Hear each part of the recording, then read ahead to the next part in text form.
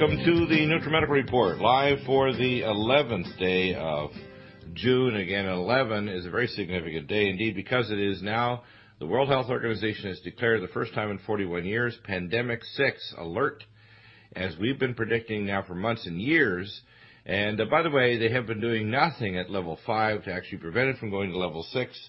We have assembled an amazing panel with Dr. Gary Ridenour, internist from North Nevada, his book Pandemic Flu, which is now being converted to a script for a blockbuster movie, Dr. Truott, Dr. Rebecca Carley, Alexander S. Jones, the NIH Whistleblower scientist, and also we're going to be joined at the bottom of the hour with Jane Burgermeister from Vienna, Austria.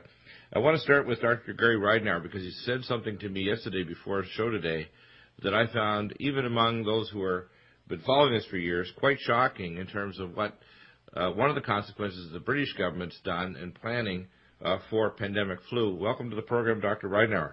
Thank you. Tell us about this amazing law that was passed, I guess, a year or two ago by the British government.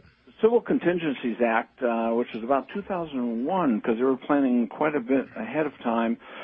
They started dusting off the old civil defense centers and starting to get them back up online and putting computers in them and communication facilities. More than 1,000 satellite telephones have been handed out to emergency services. The biggest thing is that they began to go around England and to pick out buildings that will be used as mortuaries, and once the mortuaries are filled, then the buildings will be burned. Wow. That means that they can't refrigerate the bodies, they can't dig out tunnels, they can't put it into coal mines quickly enough, so they're going to put it into the bodies into buildings and burn the buildings to the ground. And it's actually a plan. Wow.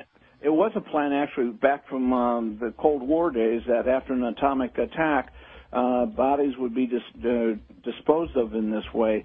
Some of the other words that this thing is called is COBRA and Gold Command, and of course the Civil Contingencies Act. And they have, this has been, 6-7 years ago that they picked the buildings out to actually burn bodies in. But if you look at the Massachusetts law that came out a week or two ago, they said that the state would take care of the disposals of bodies in regards to religious protocols, unless it's a public health problem, which that final statement means, in other words, we're just going to put them in buildings and burn them. Wow. Now, you've been following this for some time, and we've been looking at the pandemic avian flu, H5N1. This flu is obviously a Frankenvirus. It's created in a lab. The first wave is the Herald wave, according to Dr. Gleason from the University of Houston Viral Research Center, has stated this is very parallel to 1918, as it picks up new polymorphisms, that it replicates incorrectly, as it travels around the world and inserts this DNA into the population of humans and animals and wild animals, domestic and wild animals. It's going to combine new genetics with new lethality as it comes back in second, third, and subsequent waves, and its grandchildren may even marry the H5N1. So we're looking at something very vicious here, and in unusually perfect timing with the demolition of the world economy occurring at the exact same time, isn't it? It is, and it reminds me of a song about there's a dance band on the Titanic, that we've hit the iceberg and the dance band is playing because everything's okay, and we're going to go down with this. It will come in waves. We've got surveillance the flu has been cut off by Indonesia and Egypt already. We'll have travel restrictions, economic problems. You'll have people walking away from jobs because they don't want to get sick. Medical facilities will be just strained unbelievably. There'll be a high demand and shortage of medications. And the biggest thing is that we haven't prepared for this. We also haven't prepared for the consequences of what they want to do to us either. Like, I just got off the phone before showtime with Dr. William Ray, the top environmental doctor in world history, Dr. William Ray, a cardiac surgeon and founder of the American Academy of Environmental Medicine. I mentioned about the vaccines that they're planning. There are 6 companies worldwide, and most of these are being manufactured overseas, like in China with Sanofi Pasteur. Some of them include even things like plasmids from rabies, new adjuvants. And as I mentioned this to Dr. Ray, he said, look, this is going to cause a massive burden of disease. If anything, it's going to suppress the immune system. it's going to cause autoimmunity like the Gardasil vaccine, these new DNA and RNA vaccines. We're looking down the barrel of some very nasty things with the government literally at gunpoint, planning and plotting to force vaccinate, and if you won't submit, to force quarantining people, seizing their property, and taking their children away from them. And that's why I heard a report that yesterday someone showed up in, I believe it's South Carolina, to threaten the principal after they got a report they were going to be vaccinating the kids, including talking about vaccinating against the swine flu. This is going to get out of control very quickly, and the public isn't going to put up with it, are they?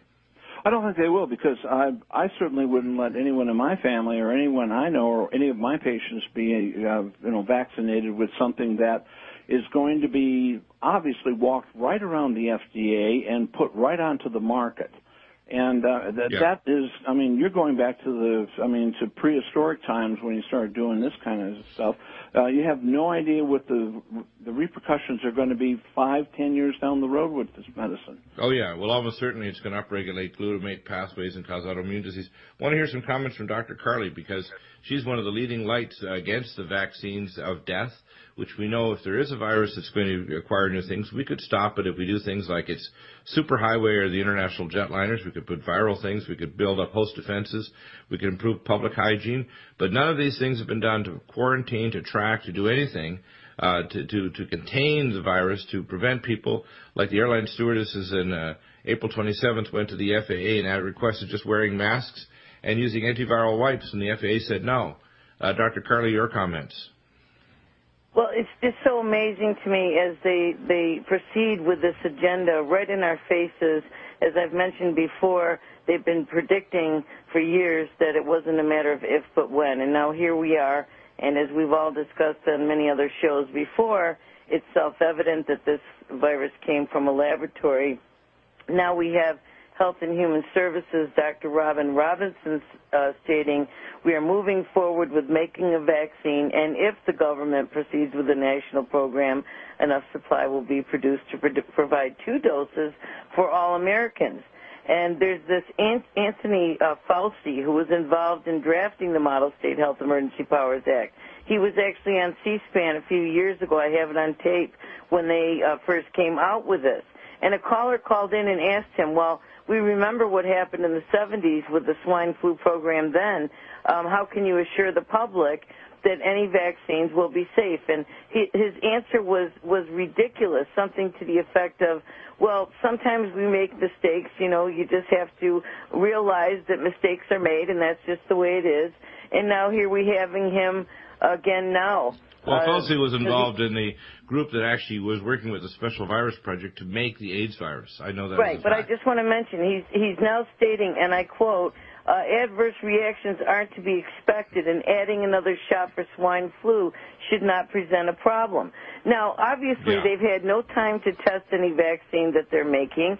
Who determined that you're going to need not 1 but 2 shots? I mean, people are luckily... The good news is totally waking up. This is outrageous. Yeah, this is such obvious eugenics and genocide. There's no way that you can believe that this is for our health. Yeah, and I've posted up literally yesterday articles that the Chinese manufacturers have received the large doses of this new virus that they call the H1N1 kind of type virus from the World Health Organization. They're manufacturing at breakneck speed with cell technology, not egg membrane. So they say in 3 to 4 weeks they're going to have massive amounts of vaccine. They literally could pull the trigger at any time now because of the North American Union deal in 2005, the executive orders PD51 and others. They won't even tell you the content of these orders, but they said that they literally can force at gunpoint World Health Organization in control, United Nations in control, foreign troops on American soil, Canadian soil, Australian. They are ready now to pull the trigger now that they are WHO 6. We're going to hear from Dr. Truatt, Alexander S. Jones, and the latest in the viral genetics and more. You don't want to miss a moment of this report today. This is very serious.